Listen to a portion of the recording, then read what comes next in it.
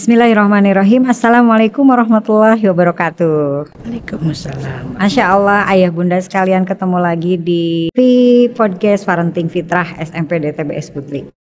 Khusus untuk ayah bunda, momen ini adalah momen yang paling bermakna ya, karena kita akan membahas tentang sesuatu di bulan Ramadan yang ada kaitannya dengan bagaimana mendalami fitrah keimanan yang relate dengan kondisi saat ini, begitu ya. Banyak orang yang menyambut riang gembira Ramadan ini, tetapi hilang makna ketika di awal-awal gitu ya, sudah habis energinya. Nah, tipsnya seperti apa untuk mengistiqomahkan rasa kegembiraan kita menyambut Ramadan, dan apa nilai-nilai yang seperti apa yang harus kita lakukan agar Ramadan ini menjadi momen untuk memperkuat fitrah keimanan terutama anak-anak kita.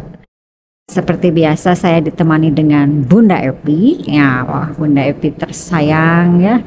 Sayangnya anak-anak gitu ya. Kalau kata Masya Allah, berasa ke emak ya Bun ya. Jadi emaknya banyak lah di jiwa mama ya. Gitu ya. Bunda Epi akan membahas tentang mendalami fitrah keimanan, kaitannya dengan fitrah individualitas sosialitas di momen Ramadan dan sebentar lagi Idul Fitri. Nah, Baik. Silakan Bun, apa nih yang harus kita ketahui? Bismillahirrahmanirrahim. Assalamualaikum warahmatullahi wabarakatuh. Waalaikumsalam warahmatullahi wabarakatuh. Mudah-mudahan ayah bunda di sana juga ananda yang sedang menyimak diberikan kelancaran dalam ibadah saum ini dan setiap aktivitasnya bernilai ibadah insya Allah. Masya Allah sekali ya, rezeki kita bisa bertemu dengan Ramadan. Ya Bu Rika, berbicara soal makna ibadah di bulan Ramadan, khususnya misalnya bagaimana mengenalkan makna, karena mula-mula sesuai dengan usianya anak-anak pasti belajar menahan untuk tidak makan dan minum dulu ya, sesuai dengan usianya tentu saja.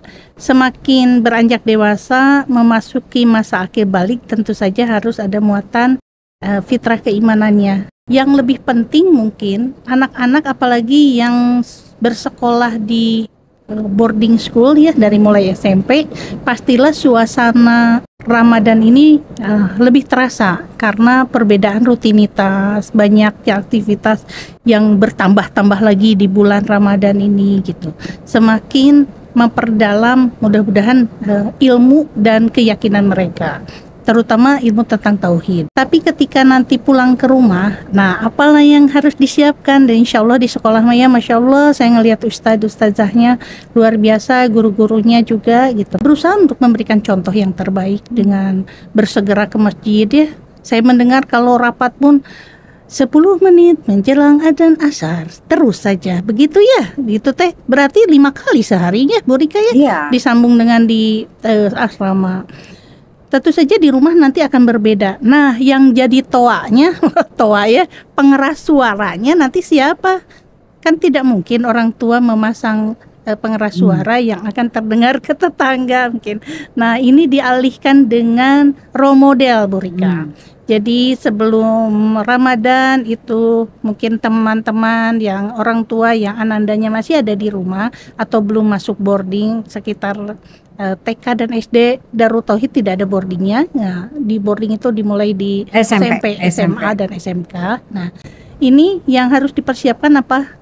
Adalah kesiapan dirinya dulu gitu, kesiapan orang tuanya dulu, kesiapan ibunya, kesiapan ayahnya dulu.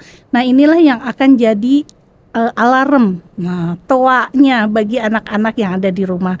Seorang ibu mempersiapkan menjadi role model bagi anaknya, seorang ayah menjadi role model bagi anak-anaknya. Bagaimana aktivitas ibadah di bulan Ramadan itu pastilah terasa berbeda ya Bu Rika ya.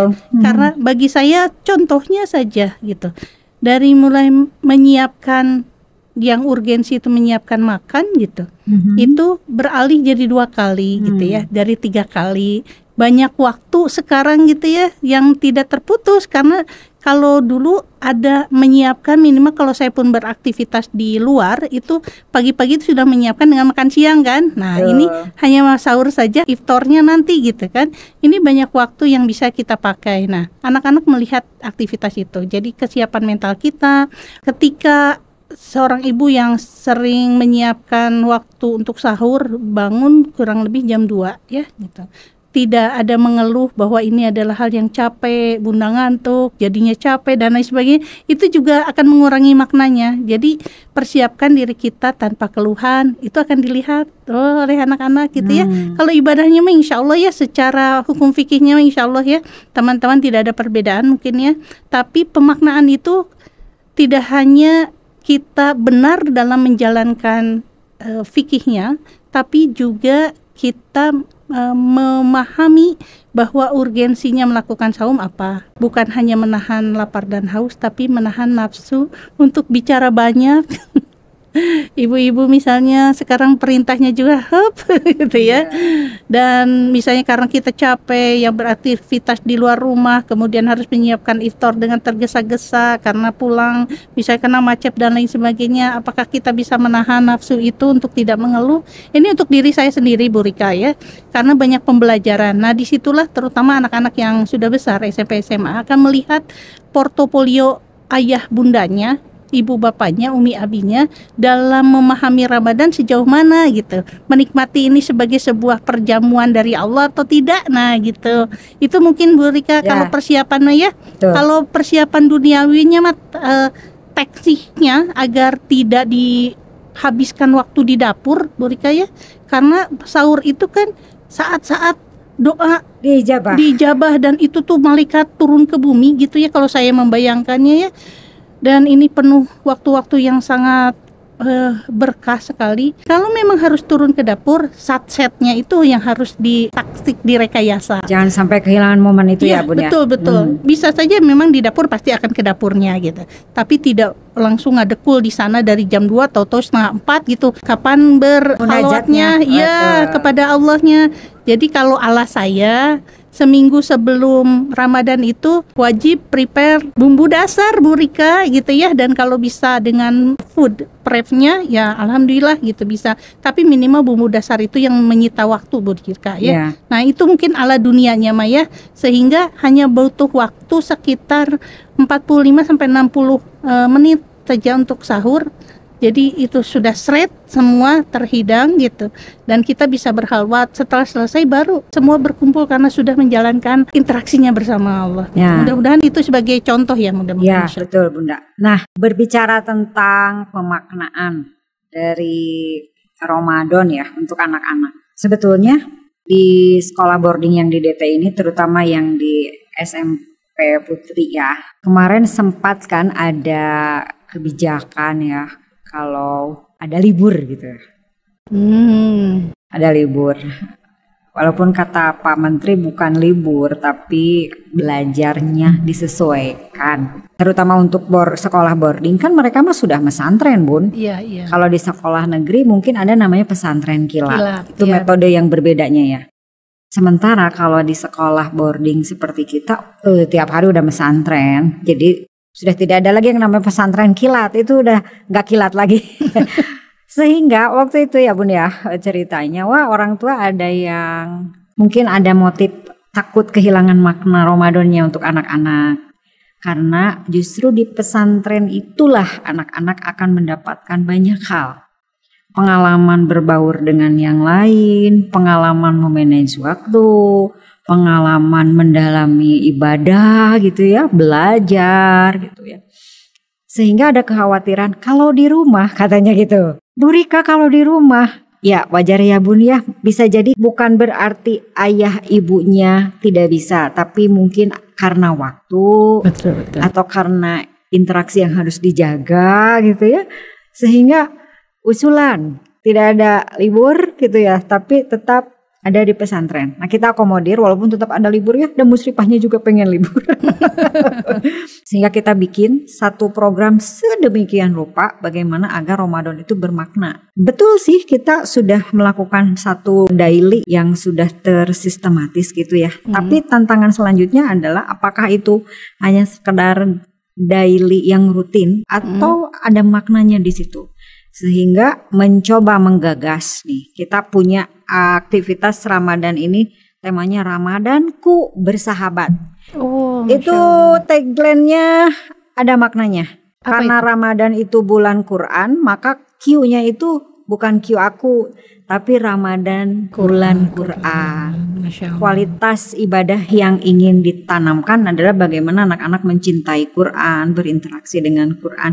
Daily-nya juga seperti itu gitu ya. Ramadanku bersahabat, berbagi bersama santri hebat. Bersahabatnya teh berbagi bersama santri hebat. Jadi menanamkan rasa percaya diri bahwa aku bangga menjadi seorang santri. Santri ini hebat loh, bisa berbagi, bisa mengisi bulan Ramadan dengan penuh makna gitu ya. Mencoba mengamati ya, kelas 7 itu kan Ramadan pertama Bun. Iya betul, di sini di boarding ya. Jadi saya betapa empatinya kepada orang tua yang menahan rindu ya.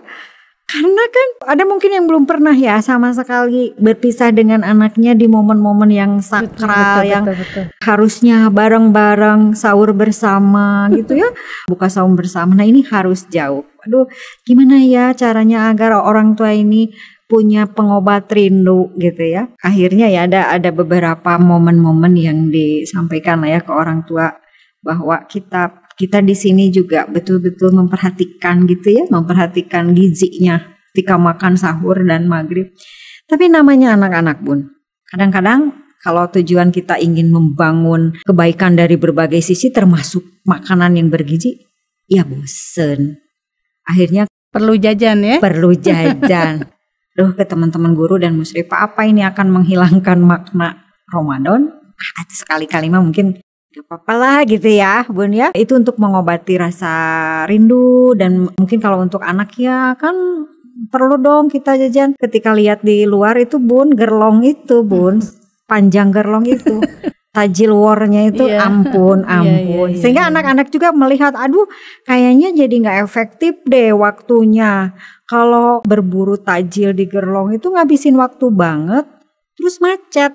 Ya akhirnya betul. Dia sadar sendiri bahwa kayaknya enggak akan jadi solusi untuk memproduktifkan waktu gitu ya. Walaupun itu nanti akan jadi kenangan lah buat anak-anak ya setelah bersekolah di sini atau pesantren di sini. Jadi seru-seruan juga.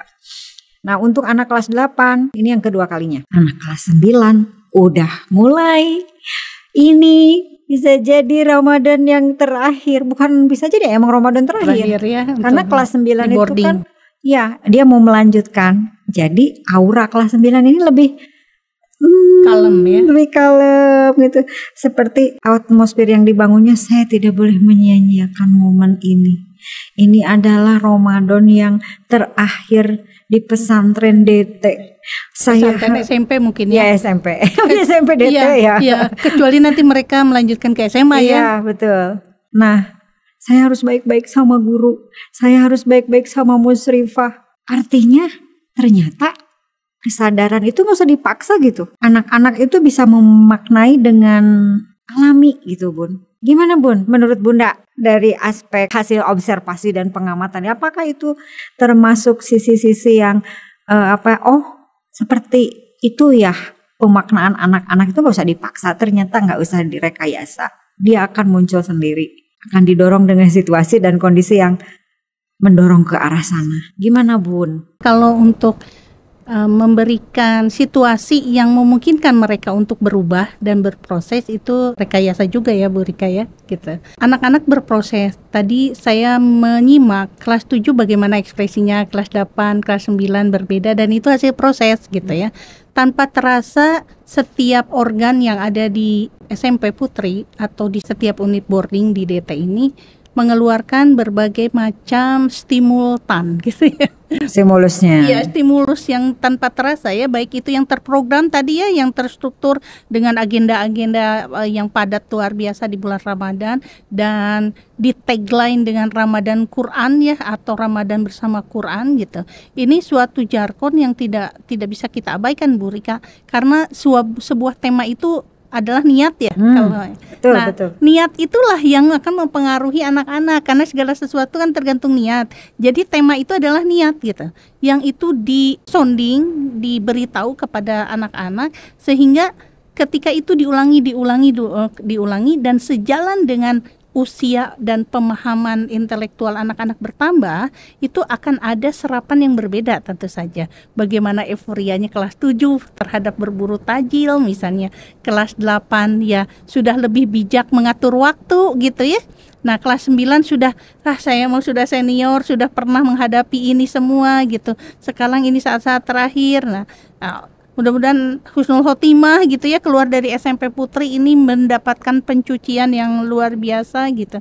Nah, ini adalah sebuah proses, dan proses itu tidak bisa lepas dari sebuah upaya yang terstruktur kalau di sekolah atau di boarding. Nah, di rumah pun sebetulnya bisa distrukturkan, Bu Rika, karena kalau random jadinya akan random gitu. Hasilnya enggak ini. Iya, betul. Hasilnya ya mungkin insya Allah ada hasilnya. Tapi masing-masing, terutama seorang ayah misalnya ya, itu yang harus menggemakkan niatan yang pertama. Jadi goalnya Ramadan sekarang tuh apa gitu. Itu kan niat ya gitu. Dari ayah. Karena sebagai pemimpin keluarga. Iya, Bu Rika. Tapi kalau yang udah nggak ada ayahnya gimana? Ya berarti qadarullah dari ibu ya. Karena ibu ya sebagai asisten dari si ayah gitu kan ya. Nah, siapapun itu ya, ayah atau bundanya, orang tua gitu. Dan memang harus saling mendukung. Jadi sebelum Ramadan itu biasanya kalau orang papajar ya gitu. Unggahan papajar istilah gitu. Sunda ya. Istilah Sunda gitu. Nah, di keluarga pun kita bisa makan bareng dengan memaknai. Nah, nanti menyambut sebentar lagi bulan Ramadan, ini dan itu. Tetap saja on the way-nya, walaupun kita sudah briefing di menjelang bulan Ramadan, on the way-nya pasti ada anak kan yang tidak boarding misalnya ya. Anak saya sudah tidak ada yang boarding karena sudah lepas dari SMP SMA gitu, sudah kuliah. Tetap dengan aktivitasnya yang harus kita jaga, yaitu bukan berburu tajil lagi, tapi bukber bersama geng SMP-nya, geng SMA-nya ya, geng SD kadang-kadang ya. Itu tuh hampir setiap hari ya ada bukber gitu ya. Nah, ini jangan sampai bukber ini menghilangkan makna. Nah, bukber misalnya kumpul dengan kemacetan yang luar biasa ya di Bandung kalau menjelang buka itu gitu ya. Itu sampai semua tempat makanan pun harus reservasi gitu, saking padatnya. Jam 4 harus sudah keluar dari rumah, macet, itu banyak waktu yang terbuang ya. Kemudian jangan sampai sudah maghrib kemudian ngobrol sana sini karena temu kangen dan lain sebagainya. Isya lepas juga, tidak taraweh bersama-sama. Even kalau misalnya itu sekali dua kali nggak jadi masalah, tapi diupayakan. Kalau di saya ya Bu Rika, tidak setiap anak bebas keluar bukber setiap saat gitu ya, karena memang harus juga mengikat makna. Ramadan ini menjadi bonding untuk kita, terpaksa makan bersama, biasanya enggak gitu ya. Subuh-subuh semua makan di dalam satu meja, buka juga dalam satu meja gitu. Ini kan yang disunahkan oleh Rasulullah ya, ketika makan maka kita boleh menasehati gitu ya. Nah, di Ramadan itu banyak peluang untuk bisa menasehati karena satu meja bersama gitu. Nah, itu makna juga Bu Rika. Berkah dari Ramadan itu banyak banget ya. Itu rekayasa Ramadan, Masya Allah, rekayasa dari Allah langsung gitu ya. Jadi ini banyak event-event bonding yang bisa kita lakukan Bu Rika gitu ya. Nanti selepas, kalau insya Allah kalau di boarding mah sudah oke ya, dengan penataan struktur dan lain sebagainya. Program-program juga dari sebelum Ramadan guru-guru sudah membuat rencana program yang luar biasa gitu. Nanti dibawa ke rumah, mudah-mudahan yang tadi yang sudah berproses itu ada oleh-oleh ke rumah gitu. Nah, ayah bunda boleh lanjutkan gitu ya dengan event-event yang memang ala kerumahan, yaitu kesempatan untuk bonding di waktu-waktu yang luar biasa. Sebelum berbuka kita ada waktu untuk berdoa bersama atau berdoa dengan hajatnya masing-masing. Di waktu sahur juga kita ada gitu. Berkumpulnya sendiri sudah mendatangkan keberkahan ya. Jadi kayaknya 24 jam kali 30 hari itu penuh dengan berkah. Kumaha ta Bu Rika kita nggak panen gimana? Aduh, ya ya Allah. Jadi jangan sia-siakan. Mudah-mudahan acara ini juga bukan kesia-siaan ya Bu Rika ya. Insya Allah bukan Bun. Ya. Tadi sudah Ramadan gitu. Mudah-mudahan hari-hari selanjutnya dipakai dengan banyak makna gitu. Ini untuk saya sendiri yang mengingatkan. Setelah Ramadan ada Idul Fitri. Nah, gimana Bu Rika? Nah, gini Bun. Sebelum ke Idul Fitri, jangan terlalu cepat Ramadan dulu. Jangan kita harus menikmati Ramadannya gitu ya, terutama ini nih untuk anak-anak kita di sini. Kalau selama ini nih pengalaman anak kelas 7 ya terutama ya, mereka tuh ya karena nggak ada pilihan happy aja walaupun sedih, aku jauh dari mamanya juga pasti sedih. Iya. Biasanya suka nyambung ya, makanya di grup-grup orang tua itu responnya kalau kelas 7 itu beda gitu ya, lebih euforia lebih aduh kangen gitu ya, lebih terlihat ekspresinya. Ramadan pertama kali tanpa si kakak tanpa si gitu kakak atau tanpa si ade kalau anaknya bungsu. Iya, betul. Tapi ada tapinya. Apa tuh Bu Rika? Anak-anak kan di sini 2 pekan ya Bun ya. Setelah itu mereka akan kembali ke rumah. Jika di rumah itu tidak disiapkan keberlanjutan dari yang sudah kita lakukan, maka apa yang terjadi Bun? Maka bukan kesia-siaan ya, karena saya tidak tahu situasi kondisi di rumahnya masing-masing. Sangat disayangkan karena ini juga menurut pengalaman nih Bu Rika ya. Kalau pulang dari berlibur itu, guru, musrif dan musrifah itu sering curhat juga nih gitu. Harus mengulangi lagi dari awal. Gitu ya, istiqomahnya tahajud, istiqomahnya tilawah, istiqomahnya ini dan itu. Berarti bukan curiga ya, maaf ibu bapak, tapi banyak kasus ya gitu. Kembali ke awal gitu, karena mungkin sulit terjaga ya dan lain sebagainya. Tapi insya Allah ini tidak semua Bu Rika. Untuk itu saya menyarankan sekali ayah dan bunda, linear, berkesinambungan gitu pendidikan di boarding dengan di rumah gitu. Boleh dicontek lah, minta jadwalnya lah gitu, misalnya kebiasaan anak-anak di boarding itu di bulan puasa apa saja. Nah, itu boleh dilanjutkan gitu. Nah, sehingga nanti pas pulang ke boarding kembali tidak start dari awal lagi Bu Rika. Tidak semua ya, tapi maka itu suka kembali ke awal, maksudnya ada penurunan Bu Rika. Seharusnya udah dicas itu ada kenaikan, tapi ada yang kenaikan. Nah, ini supaya tidak menjadi nanti penurunan yang signifikan turun dan naudzubillah gitu. Maka konsisten kita atau linear atau berkesinambungan menyamakan pola asuh di boarding dengan di rumah Bu Rika. Nah itu ya yang harus diperhatikan, kita sama-sama mengawal. Insya Allah nanti ayah bunda ketika ayah bunda menerima kembali anak-anak selama libur Idul Fitri ya, 2 pekan selama libur Idul Fitri, sepekannya free gitu ya, silahkan bercengkrama, membangun chemistry dengan solehahnya gitu ya. Tapi seminggu setelah itu tetap kita akan berikan tugas. Oh, Masya Allah, ada ya tugasnya. Ada, biar tadi tidak terlalu dari awal lagi. Tetapi ini memang dititipkannya ke ayah bunda di rumah ya. Alhamdulillah. Salah satu tugasnya adalah selain mutabaah yaumiyah 7 cinta, kami juga memberikan tugas mengenal saudara-saudara. Masya Jadi Allah. kalau di Sunda mah pancakaki. Pancakaki, pohon keluarga. Family tree gitu ya. Family tree. Jadi ketika anak-anak itu dibawa silaturahmi ke saudaranya, mereka harus tahu kakeknya siapa, neneknya siapa, pamannya siapa, nikah dengan siapa, punya anak siapa.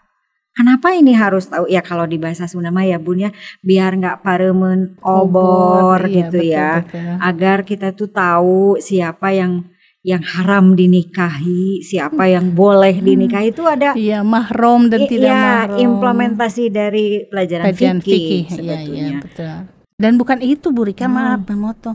Siapa yang boleh melihat aurat kita dan siapa yang tidak boleh. Kan kalau mahram boleh mungkin ya, kayak misalnya mahram itu yang mana silsilahnya. Kalau sepupu, nah Bisa-bisa misalkan ketemu sepupu yang salaman nempel gitu ya, saling cipika-cipiki. Kadang-kadang saya sendiri sungkan gitu ya kalau misalnya si sepupu udah narik gitu ya, Iya. padahal sepupu bukan mahram kita. mahram. Nah, itu tuh Kan boleh menikah dengan sepupu itu boleh menikah ya. masih jauh kayaknya.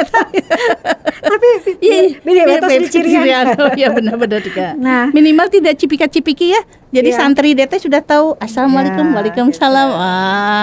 Memperlihatkan ciri khas DT-nya mungkin ya. Betul Bu Rika, itu good ide. Sudah mulai lebaran aja nih ya, karena tadi berbicara tentang maintenance ya, maintenance ruhiyah anak-anak ketika libur Idul Fitri seperti itu Bun. Nah, ada yang menarik yang harus kita bahas, kebiasaan memberikan tunjangan hari raya.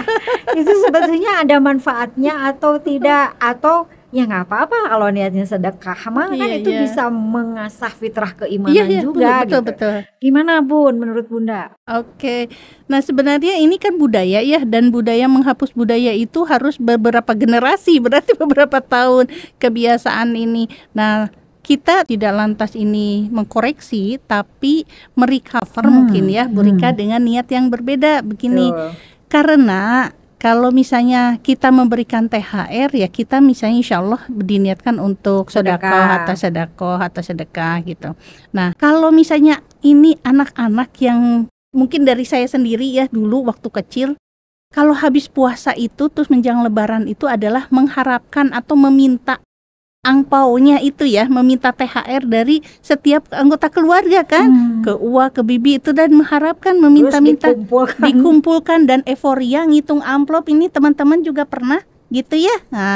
Nah ini teman-teman yang harus di-recover, yaitu budaya meminta-minta gitu. Itu yang tidak boleh ada. Yang tidak boleh, yang kita harus tanamkan, dialihkan gitu. Kalau mereka menerima ya boleh ya. Tapi meminta-minta tidak dengan ujur syar'i yang sangat mendesak menurut hadis Rasulullah gitu ya, itu tidak diperkenankan. Bahwa kita akan memperkenalkan sikap mulia.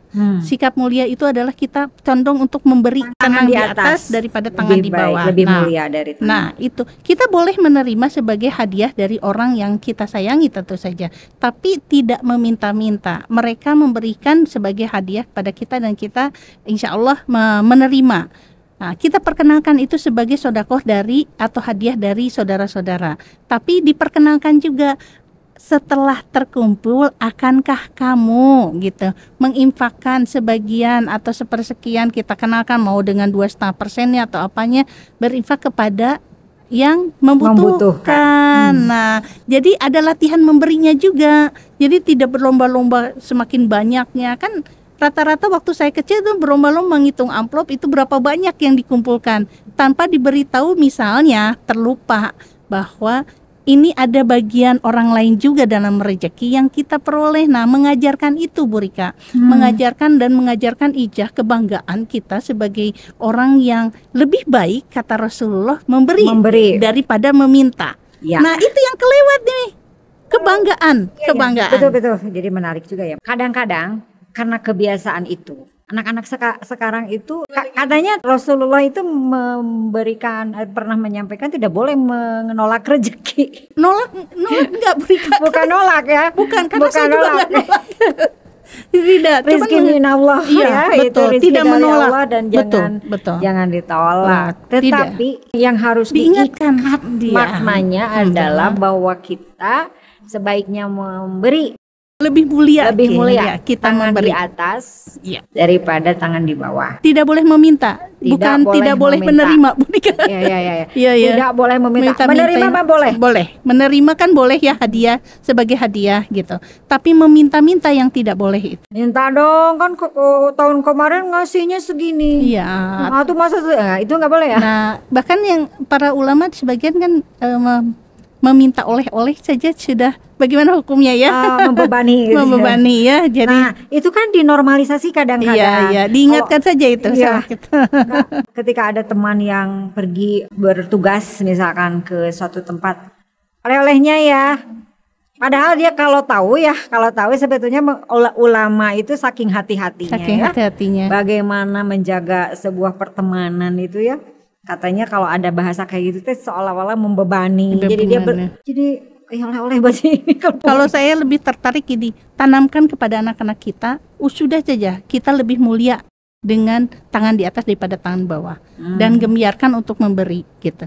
Soal menerima itu sebagian dari rezeki memang yang datangnya melalui saudara-saudara kepada kita, dan kita tasyakur untuk itu gitu. Dan ingat, kita pun harus melakukan hal yang sama. Kebahagiaan kamu menerima hadiah itu pasti orang pun akan bahagia, jika kita memberikan. Nah, itu Bu Rika hanya membungkus saja, recover itu saja, sah-sah saja THR diberikan sebagai ini, tapi kita cover gitu. Ijazahnya sebagai seorang muslim lebih mulia yang mana? Nah, itu kita gemyar sekali untuk minta ini, minta itu, akan dinormalisasi tadi, sehingga mental meminta-minta itulah yang jadinya ikonik gitu untuk ke THR ini. Nah, bukan menolak ibu-ibu dan ayah gitu ya. Karena kenapa ibu-ibu? Karena banyaknya ibu-ibu yang nonton. Tapi recovery dengan bahwa ijazahnya seorang muslim adalah lebih mulia daripada meminta ya, memberi lebih baik daripada meminta. Itu aja tinggal di recovery. Menanamkan ijazah sejak dini ya, menanamkan rasa kebanggaan ya, sejak dini ya. Iya, begitu. Baik, jadi kita ceritanya ini udah selesai Ramadan.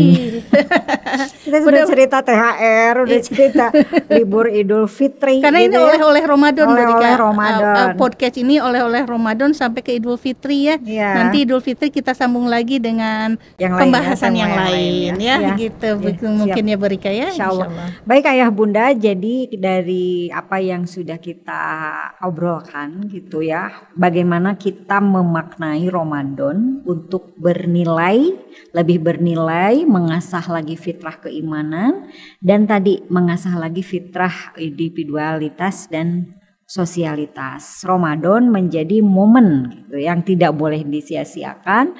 Maka dari itu mohon kerjasamanya nih Ayah Bunda sekalian, dilakukan keberlanjutan sistem ya, yang sudah kita lakukan nih di SMPD TBS Putri gitu ya. Selanjutnya dilanjutkan di rumah, tapi insya Allah nanti kita kasih toolsnya berupa buku panduan. Masya Allah. Nah, kemudian yang kedua, momen Ramadan atau momen menjelang Idul Fitri, biasanya anak-anak biasanya ya, budaya tadi ya, sudah menanti-nanti ampau. Nah, mulai sekarang bukan menolak ampau, boleh gitu ya, menerima, tetapi tanamkan dari sekarang kemuliaan tangan di atas. Lebih mulia dari tangan di bawah, sehingga ada ijazah kebanggaan menjadi seorang muslim yang lebih mulia memberi. Demikian obrolan kita kali ini, semoga ada manfaatnya. Sampai bertemu dengan podcast Parenting Fitrah selanjutnya. Saya Ibu Rika Sinta Komara bersama Bunda Evi urun pamit. Billahi taufiq wal hidayah. Assalamualaikum warahmatullahi wabarakatuh.